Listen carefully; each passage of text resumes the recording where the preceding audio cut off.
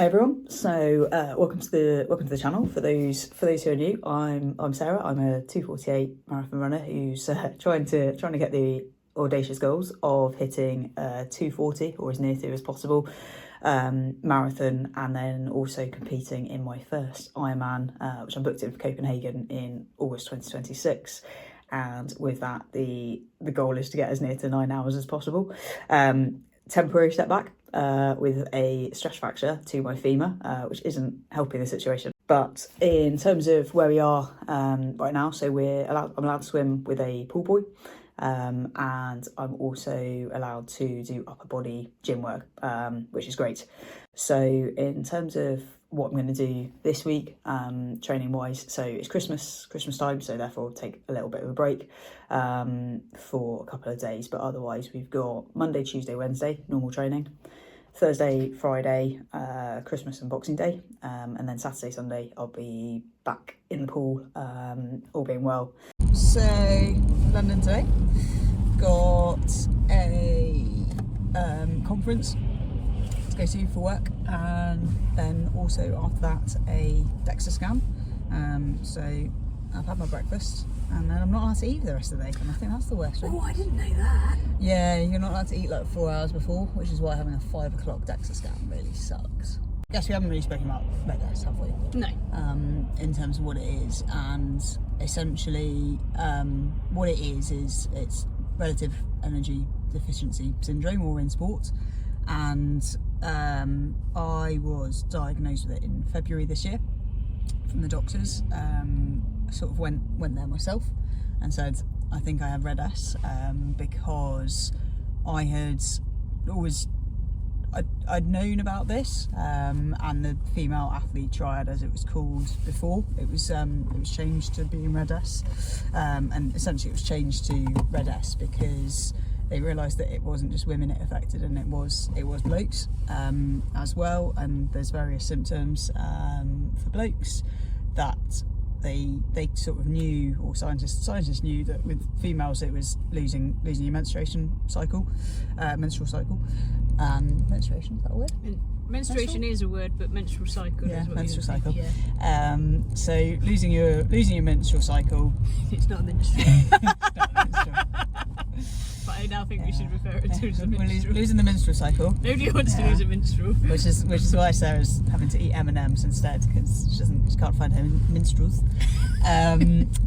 But yeah, so that's sort of one of the biggest signs in women, and that's hence why they always called it the female athlete triad. And I knew about it when I was doing my bodybuilding days,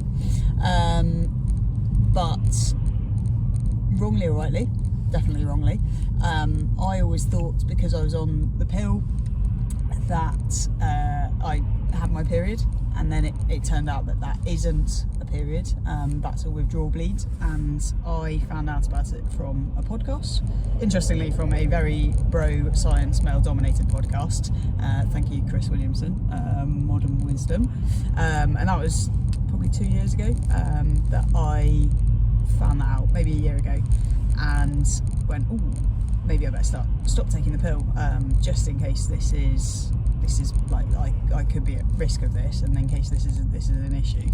And lo and behold, when I stopped taking the pill, I did not get a period, and I still haven't. And that was July last year, I think, that I stopped taking the pill. So we're now December, and what we learned was, I mean, my estrogen was absolutely through the floor. It was less than 55 on whatever measure they had, of which 112 is the lowest that you should be at any stage of your cycle. So I didn't even get a number, I just got a less than 55. So that's how bad it was. My iron was also through the floor as well. So immediately it was, here's an iron supplement you're going to have to take. So that's what we've been doing. I've been eating much more food when I train, and eating more food generally, which amounts to about 3,000 to 4,000 calories most days. Sometimes it's 4.5 plus a little bit, depending on what the training day is, just so that I'm trying to eat as much as I can, but still on it, and obviously now I've got a stress fracture as well, so there's like potentially weakness there. The challenge for you has been maintaining eating more food than you're comfortable with whilst you're exercising less, eh? Oh yeah, right now that's my biggest issue, of actually just not wanting to put on weight, because it's really difficult, or not wanting, it's wanting to put on fat as much as anything. I like sitting lean. Feel like I look better, and I've definitely got body dysmorphia, so with that I don't see what other people see when they look at me, so I always ask Lammy about 50,000 times a day, do I look okay, regardless of like whether I'm training or not. So right now I think I've probably asked you less, actually. You have actually been quite good. You've been quite good. I've been trying to be good, but otherwise, yeah, it's probably at least twice a day that I ask Lammy, do I look okay? And she will pretty well always tell me yes, and I will still not believe her. I have learnt that the only way that Sarah even contemplates trusting what I'm saying to her when she is looking good and has not changed in any way, shape or form is to be honest with her. If I think she has ever so slightly changed in shape, because if I'm not honest with her, she doesn't trust what I am saying, which is 99.999% of the time that she looks great, hasn't changed her body shape, hasn't put on body fat. And it's taken quite a bit for me to adjust my mindset to be like, I have to be honest with her when I think she may have put on a little bit of weight, because otherwise she'll never trust me when she's asking me all the rest of the time, if that makes sense. So, and do you think that's because of her neuro-spiciness? I think it's a little bit to do with the neuro-spice. I think it's an awful lot to do with the body dysmorphia. And I think because you don't see in your body what everyone else sees, it's very tempting to just constantly want to reassure you, and stick with just the standard line of, no, you haven't put on weight, you look amazing, blah blah blah blah blah, which you do all of the time, you do. However, if I'm not honest with you about the normal fluctuations in body changes that everyone has, then actually that also doesn't help your body dysmorphia, because body dysmorphia is not seeing what other people are seeing. So if I am seeing a slight change, it's only fair to you that I'm honest with you, so that you know when your body is changing. Does that make sense?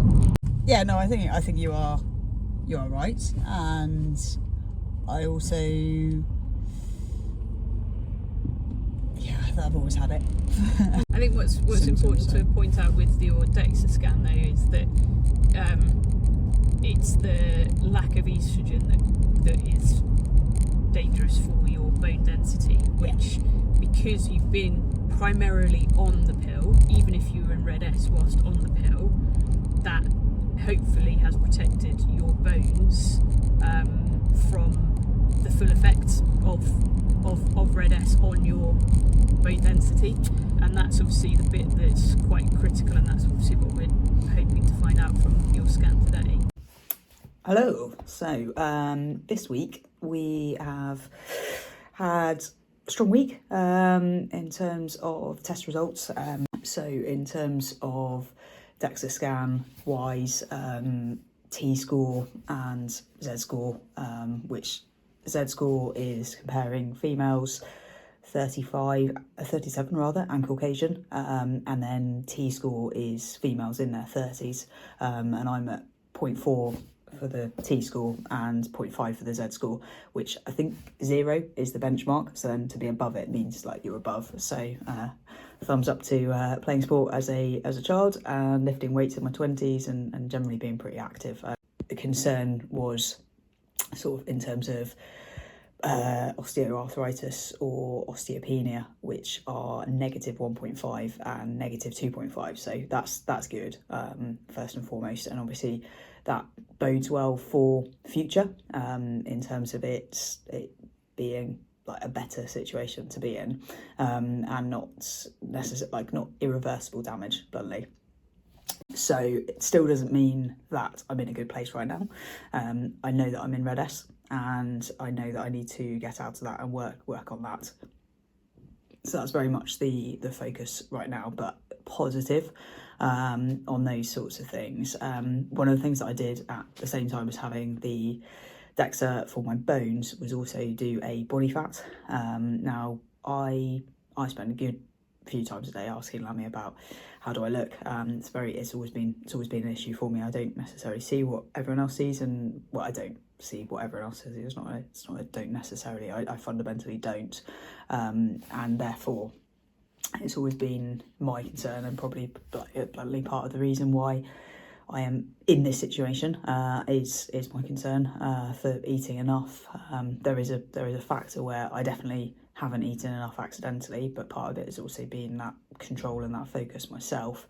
And yeah, in terms of the body fat scores, which, bearing in mind that it's been 2 weeks of not very much exercise. I had 1 week where I completely didn't do anything, and I had 1 week where I've been swimming.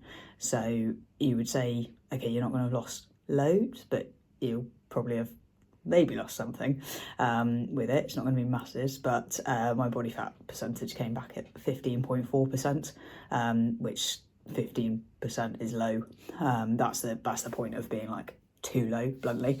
So yeah, 15.4 isn't great, which also, bearing in mind that I weighed in at 58.8 kilograms, and when I did Amsterdam Marathon I was more like 54.8 at one point, so I was more like 55 kilograms when I did that.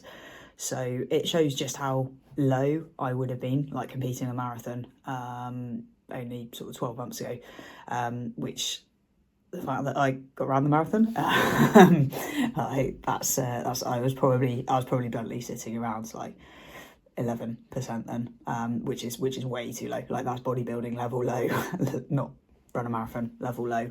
So it also shows that actually at that level, the chances of me going into low energy availability on a day-to-day basis is really high. So that's something that I need to be super aware of.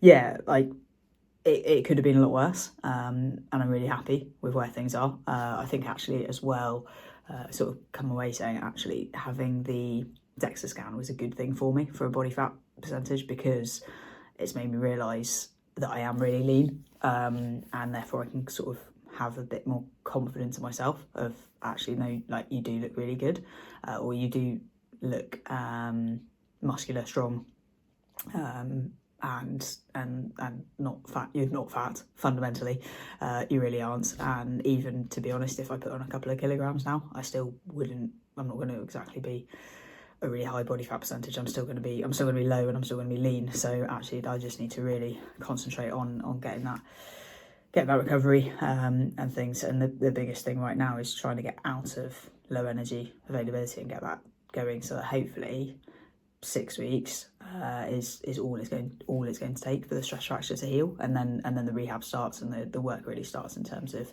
increasing that strength and really going through that and making sure that actually I keep that going forwards. But yeah, good starting point, and then we'll kick on from that.